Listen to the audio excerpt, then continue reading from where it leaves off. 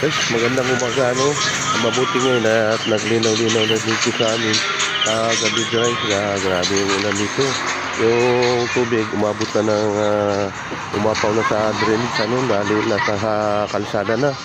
Yung kaya grabe yung lakas ng ulan dito, halos lahat ng dito binaha na rin sa amin, ano.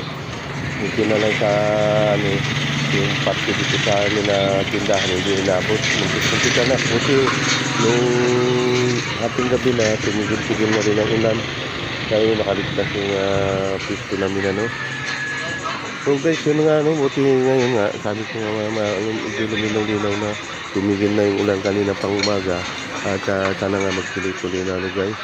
Okay naman dito sa amin ngayon pero marami talaga na inabot ng tubig ka nabasa yung mga gamit nila, ano guys.